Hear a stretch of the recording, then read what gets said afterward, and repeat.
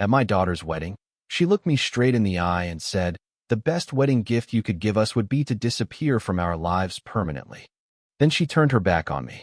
The music was still playing, the guests were still laughing, the cameras still flashing, but in that moment, everything froze. My name is Thomas Miller, 62 years old, retired logistics officer, a man who has planned battles and supply chains with precision most people couldn't imagine. I know when a door closes forever, and that's exactly what she slammed in my face. I didn't argue. I didn't shout. I didn't embarrass her in front of her new husband, Jason, or her mother who sat smugly in the front row. I simply stood, nodded once, and walked away. But as I left that hall, my silence carried more weight than any speech ever could. I had raised Emily on my own for years after her mother abandoned us. Every scraped knee, every late-night study session, every mile I drove to get her to practice, etched into my memory like blueprints. Yet now, in her perfect white dress, she erased me with one sentence. I didn't fight her choice. I accepted it. But I also left her something she could never erase. Before I walked out of the reception, I slipped into the side office of the venue. It wasn't hard. Old habits die hard, and I'd always been meticulous about access, timing, and opportunity. On the desk sat the binder, guest lists, invoices, the fragile skeleton of the wedding itself. While laughter echoed faintly through the walls, I quietly copied what I needed: financial documents, vendor details, and contracts signed in haste. Not to destroy her day, but to leave a shadow that would follow her long after the flowers wilted. By the time I stepped out into the night air, no one had noticed.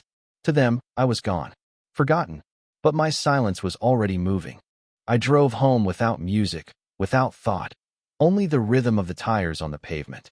At the house, I opened a folder, labeled it with the date, and slid the copied documents inside. Then I wrote 3 words on the first page: "Final gift delivered." Sleep didn't come that night.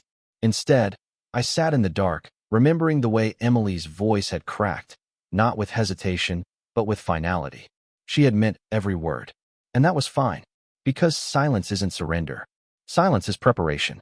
And what I prepared that night would haunt her, Jason, and everyone who thought cutting me out would be clean. The wedding wasn't the end. It was the opening move. The morning after the wedding, I sat at my kitchen table with the folder open. The copies I'd taken from the venue lay neatly arranged: vendor contracts, payment records, guest lists, every detail of the event that was supposed to be perfect. Emily thought cutting me out would erase me. But she'd overlooked one thing. I had always been the one who noticed the small details. I studied the invoices. Jason's signature appeared on half of them, his father's on the rest. Emily hadn't signed a single page. That told me everything I needed to know. Jason wasn't just her husband. He was her handler, a man who wanted control, a man who thought removing me would give him a clean slate. I underlined his name every time it appeared. By the end, his name was a map of the wedding itself. I didn't act immediately. Silence doesn't rush. Silence waits. I went about my day as usual, cutting the grass, fixing the gutters, keeping my routine steady. To the neighbors, I was just a man enjoying retirement. Inside, though, I was already 3 steps ahead. 3 nights later, I slipped a plain envelope into the mail. No return address, no explanation.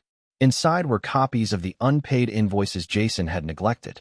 Florists, photographers, caterers, all waiting on money he hadn't delivered. I sent them directly to his office. I didn't need to watch him open them. I didn't need to hear his voice when the calls started coming in. My silence was enough. The next week, I drove past Emily's new house. A perfect suburban picture. Fresh paint, manicured lawn, a car in the driveway that cost more than my first house. But appearances are fragile. All it takes is a single crack for the whole facade to collapse. I didn't knock. I didn't stop. I just drove by slowly, once, noting the details: the cameras on the porch, the times the lights turned on, the license plates of the visitors parked out front. Everything recorded in my notebook when I got home. That night, I heard from a mutual friend that Jason had been arguing with vendors over the phone, his voice sharp, his tone defensive. Emily, they said, looked embarrassed. Already, the silence was speaking for me. I sat in my chair, the folder beside me, my pen scratching across the paper. Step 1 complete. I hadn't shouted at my daughter. I hadn't begged her to reconsider. I hadn't tried to force my way back in. I had simply walked away. but I left something behind. And that something was already eating into the foundation of her new life. A week after the wedding, the cracks began to show. I didn't have to hear the arguments to know they were happening. Word travels fast in small circles, and Jason's voice was too sharp to stay contained inside his perfect house. Vendors started calling the neighborhood, leaving messages, knocking on doors when their invoices went unpaid. The florist spoke to a neighbor of mine, asking if Emily and Jason really lived in that big white house at the corner. The whispers spread. Soon everyone knew Jason hadn't settled his debts. I watched from a distance. One evening, I drove past their house and saw Emily on the porch, arms crossed, face pale. Jason stood by the door, his phone pressed to his ear, his free hand slicing through the air as he argued. She didn't look at him. She stared into the street like she was searching for a way out. I didn't stop. I didn't speak. I simply noted the time in my book when I got home. 6:32 p.m. Jason cornered. Emily silent. The next day, I prepared my second envelope. Inside were copies of certain receipts Emily had never seen. Bridal expenses Jason had hidden under false invoices, rerouted payments, names of people she didn't know. I mailed it to her office. Not her home, her office. Silence carries more weight when it arrives in a place where others can watch. 3 days later, I heard she left work early. She hadn't said why. I didn't need to ask. Silence had already spoken. At night, I checked my folder again. Each move I made was simple, clean, undeniable. I wasn't sabotaging their life. I was showing her the cracks she had chosen to ignore. She had told me to disappear. But fathers don't disappear. Fathers leave shadows. Jason grew more desperate. He visited my neighborhood once, parking his car down the street, just sitting there. He didn't come to my door. He didn't dare. He just sat in the dark, the engine idling, waiting for something he couldn't define. I watched from my porch, silent, steady, letting him feel the weight of my presence without a word exchanged. After 20 minutes, he drove off. Emily hasn't spoken to me since the wedding, but she doesn't need to. Every choice she makes, every shadow that passes over her face, tells me the silence is reaching her. She thought I'd vanish quietly, but I've become louder by saying nothing at all. When I close the notebook each night, I don't feel triumph. I feel something colder. Silence isn't revenge. Silence is a mirror. And sooner or later, they'll be forced to look into it. By the second week after the wedding, Jason's panic was no longer hidden. He snapped at neighbors, ignored calls, and spent hours locked in his car outside his own house, talking in harsh whispers to people who never seemed to calm him down. Emily, meanwhile, moved like a ghost through the neighborhood. She smiled when people waved, but her eyes betrayed her. She looked thinner, paler, quieter. I didn't interfere. I didn't confront them. I simply observed. Silence is pressure, and pressure does the work by itself. One evening, I parked across from the supermarket near their house. I saw Emily walk out with just a small bag, her shoulders slumped, her steps dragging. Jason trailed a few minutes later, carrying nothing but his phone, his voice raised enough for strangers to notice. Emily waited by the car, arms folded, her expression frozen. She didn't look at him once. I drove home, opened my notebook, and wrote the time. 9:07 p.m. Emily and Jason, distance widening. That night, I prepared another envelope. This one wasn't about invoices. It was about patterns. Carefully documented notes, dates, times, Jason's late-night disappearances, his unexplained visitors, his sudden expenses. I didn't need to explain anything. Facts laid bare are louder than accusations. I mailed it anonymously to Emily's house, addressed only to her. 3 days later, Jason stormed into my street again. His car screeched to a stop, his door slammed, and he stood in the middle of the road staring at my house. His fists clenched, his jaw tight. But he didn't move closer. He knew. My silence had already told him I was prepared. After a minute, he got back in his car and left. Emily came alone the following morning. She didn't knock. She didn't even approach the porch. She just stood at the edge of my driveway, staring at the windows, her face pale, her hands trembling. She stayed for maybe 30 seconds, then turned and walked away. I watched from behind the curtain, calm and still. Silence doesn't chase. Silence waits. By the weekend, the neighborhood was buzzing. Jason's arguments with vendors had spilled into public. A delivery driver refused to drop a package at their house. 2 neighbors crossed the street rather than walk by their yard. Isolation had begun, and they could feel it. Inside their house, the silence was breaking them apart. Outside, my silence was amplifying their collapse. I didn't need revenge. I didn't need to speak. I only needed to keep writing, recording, and waiting. Because silence doesn't just observe. Silence builds. And when it finally falls, it crushes everything beneath it. By the third week, Jason's desperation was written on his face. His steps were uneven, his eyes bloodshot, his temper always ready to ignite. Emily, on the other hand, grew quieter. She no longer accompanied him on errands, no longer entertained guests, no longer smiled. She moved through her new home as if it were a prison she had built herself. I never spoke to either of them. I didn't need to. Silence was already doing the work. One evening, I drove by their street slowly. The curtains in their living room were open. Jason stood pacing with his phone pressed to his ear, his movements jerky, frantic. Emily sat at the table, her head resting in her hands, unmoving. Two lives in the same house, already separate, already broken. Back home, I wrote the entry in my notebook. 7:41 p.m. Jason unraveling. Emily distant. That night, I prepared another envelope. This one contained copies of Jason's hidden payments, late-night hotel receipts, cash withdrawals he couldn't explain, dates that aligned with his absences. I mailed it not to Emily this time, but to Jason's employer. Silence can destroy reputations faster than words ever will. 2 days later, the storm hit. Jason stormed out of his house in the middle of the night, slamming the door, shouting into the phone as he sped away. Emily stood in the doorway, clutching her robe around her shoulders, staring into the dark long after he was gone. When he returned, the cameras caught the aftermath. His car pulled into the driveway at 4:13 a.m. His face pale, his body hunched. Emily didn't open the door for him immediately. He pounded on it until the porch light flicked on. The footage I captured from across the street was time-stamped, undeniable. By the weekend, whispers reached me. Jason had been questioned at work. His employer had seen the documents. Emily's co-workers noticed she left early more often, her smile forced, her silence deeper. The cracks were now public. On Sunday, Emily came again. She didn't walk all the way to the porch, just stood at the edge of the yard, staring at the windows. This time, her lips moved. She whispered something I couldn't hear, her voice trembling, her body swaying slightly as if pulled between two worlds. Then she left. I didn't follow. I didn't answer. I wrote the time in my notebook, underlined twice. Emily returning again. Silent speaking. Jason thought cutting me out would erase me. Emily believed obeying him would keep her safe. But silence doesn't erase. Silence engraves. And every line I wrote in that notebook was a mark they couldn't escape. Jason's recklessness finally boiled over in the fourth week. His car screeched into the driveway at midnight, music blaring, headlights flooding the street.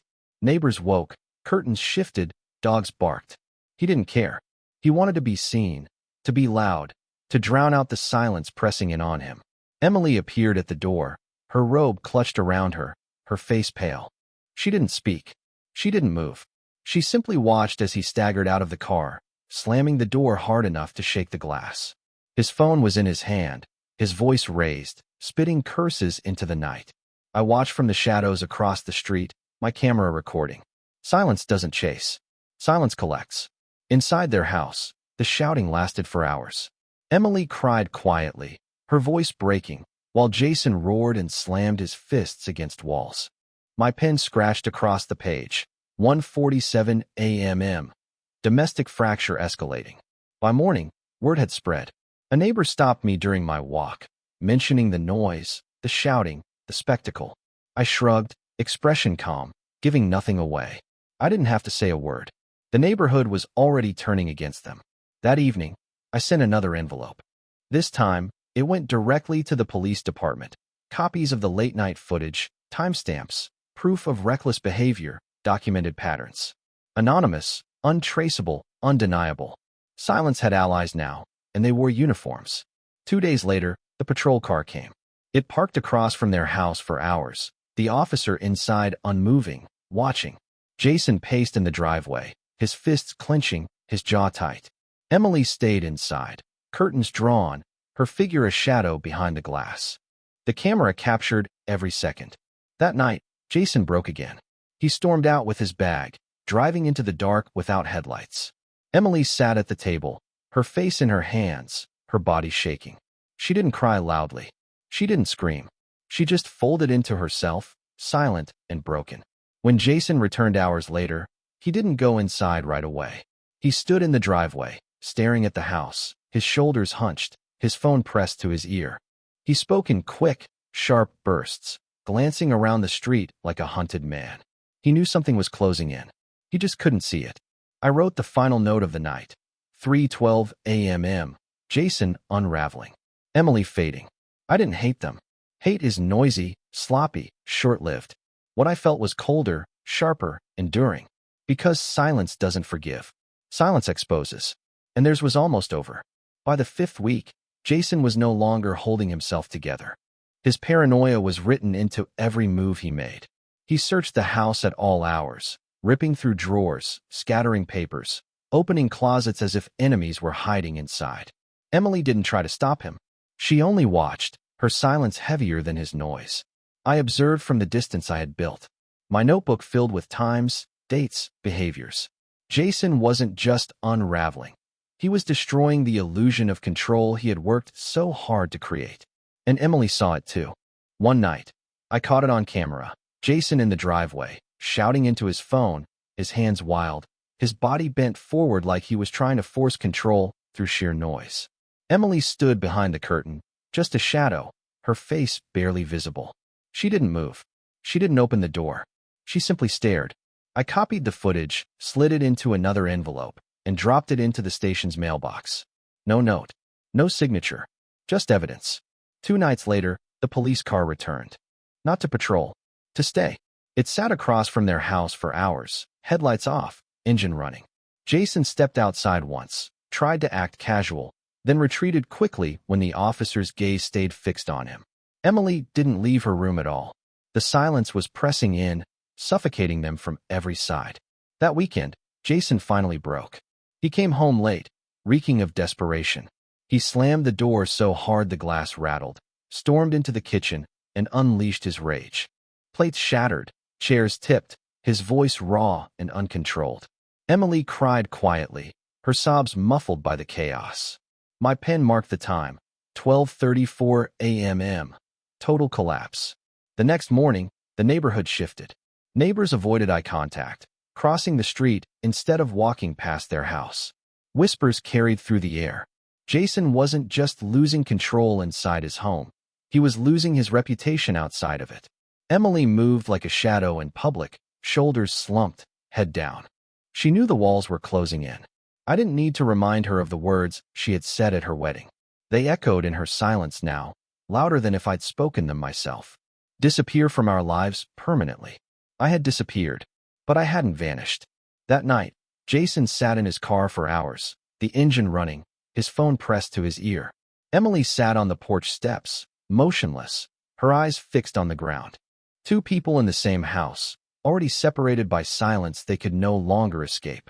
I closed my notebook, the line etched sharp and final, Jason broken. Emily hollow. Silence victorious. And the end was only steps away.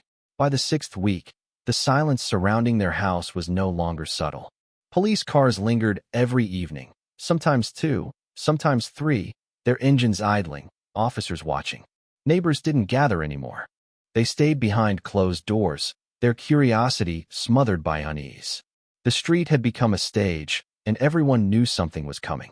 Inside their home, Jason grew reckless. His paranoia drove him to make mistakes. He left at odd hours, his car creeping down the street without headlights. He returned with nothing to show but rage. The cameras caught it all, his pacing, his shouting, his frantic movements. I copied every second, sealed it into another envelope, and dropped it into the right hands. Emily was reaching her breaking point. Her silence had shifted from defiance to surrender. She no longer pretended in public. She stopped going to work, stopped answering calls, stopped moving with purpose. Most nights, she sat on the porch steps, shoulders hunched, eyes fixed on the ground. Jason raged inside. She dissolved outside. The house itself looked tired, curtains drawn, lights flickering late into the night. One evening, Jason's recklessness spilled into the street. He stormed out of the house, phone pressed to his ear, shouting at whoever was on the other end.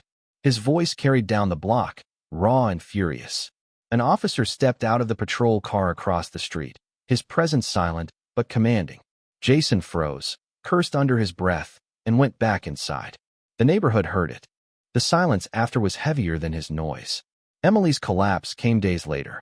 The cameras showed her at 2:15 a.m., walking barefoot into the yard, her hands trembling, her face streaked with tears. She stood there for nearly 20 minutes, whispering to herself, staring at the street like she expected salvation to appear. When it didn't, she sank to the grass, silent sobs shaking her shoulders. Jason never came outside. He didn't notice. Or maybe he didn't care. I documented it all. 2:15 a.m. Emily broken. Silence complete. By the end of that week, Jason's panic became visible to everyone. He drove erratically, snapped at store clerks, shouted at neighbors who avoided him. Emily stayed hidden, her figure only a faint shadow in the upstairs window. The balance had shifted completely. I didn't need to knock on their door. I didn't need to raise my voice. My silence had already moved through their walls, seeped into their routines, dismantled their lives piece by piece. The house was no longer theirs. It belonged to the silence. And the silence was mine. By the 7th week, the silence had reached its peak. It no longer lingered in shadows. It stood openly in their driveway, carried on the shoulders of uniformed officers who never left. Patrol cars blocked both ends of the street, their presence unshakable. No one asked questions anymore. Everyone already knew something was broken beyond repair. Inside, Jason's defiance turned frantic. He barked into his phone at all hours, his voice sharp, his movements restless. He pounded on tables, slammed doors, paced rooms like a trapped animal. His rage wasn't strength, it was fear, dressed in noise. Emily, meanwhile, collapsed entirely. She no longer moved through the house. She drifted. She didn't eat, didn't sleep, didn't fight. She sat for hours in silence, her body present but her spirit absent. One evening, I captured it clearly. Jason screaming in the kitchen, his arms flailing, his face contorted. Emily sat just feet away, motionless, her eyes vacant, her silence a wall he couldn't break through. He shouted louder, slammed his fist against the counter, cursed until his voice cracked. She didn't answer. She didn't even look at him. I sealed the footage into another envelope, slipped it where it needed to go. Silence doesn't argue. Silence records. The next day, the police car moved closer, right up to their driveway. An officer stepped out, leaning against the hood, arms crossed, eyes fixed on the house. Jason pulled the curtains shut, but it didn't matter. The silence outside was louder than anything he could do inside. That night, Jason made his boldest mistake. He stormed out of the house with the same black bag he had clutched so many times before. He shoved it into the back seat of his car and tore down the street. Emily didn't follow. She didn't even look out the window. She sat at the table, her hands folded, staring at nothing. I followed at a distance, headlights dimmed. Jason didn't drive far, just to the edge of town, a rundown storage facility with half the units empty. He stumbled inside one, stayed only minutes, then returned to his car, his body shaking. I didn't get closer. I didn't need to. The camera captured enough. Back at home, I documented everything. 11:52 p.m. Jason reckless. Storage location identified. The officers didn't move on him immediately. They didn't need to. They knew the silence was squeezing tighter, every hour, every breath. By the weekend, Emily was finished. She walked barefoot into her yard at dawn, tears streaking her face, whispering to herself like a woman confessing sins to no one. Jason didn't notice. He was too busy tearing through the garage, muttering curses at shadows. The silence had cornered them both. All that was left was the final strike. The knock came just after midnight. Slow, heavy, deliberate. Not a request, an order. Jason froze in the kitchen, his bag half-packed, his face pale with sweat. Emily sat at the table, motionless, her hands folded tightly as if she had been waiting for this moment all along. I didn't move from my chair. The notebook was already full. Every page marked with times, dates, evidence. I had nothing more to add. The officers didn't wait for permission. They entered with precision, their movements sharp and controlled. Jason's voice cracked as he tried to shout, his protests stumbling out like broken glass. It didn't matter. His noise had lost its weight weeks ago. Within moments, they had him on the ground, his wrists bound, his cries muffled by the floor. Emily stood slowly. She didn't resist. She didn't argue. She walked out between two officers, her steps steady, her eyes hollow. No words. No fight. Just silence. The bag lay abandoned by the door, its zipper half open, its contents spilling slightly onto the tile. The officers collected it without a word, carrying it out with the same finality as they carried Jason. Whatever secrets he thought he could hide had already been exposed by the silence. Outside, the street was lit by flashing red and blue. Neighbors gathered at their windows, their faces pale, their whispers carried through the night. No one would forget this scene. Silence had grown too heavy, too undeniable. I remained inside my own house, the curtain drawn only slightly, watching the aftermath unfold. I didn't smile. I didn't celebrate. My silence wasn't victory. It was justice written in stillness. When the last cruiser pulled away, the street returned to quiet. The kind of quiet that isn't empty, but full. A silence that lingers, that marks, that leaves an imprint deeper than sound ever could. I closed the notebook, slid it into the drawer, and turned off the light. The house felt lighter now, not because the burden had lifted, but because the silence had spoken. Emily's words from the wedding echoed faintly in my mind.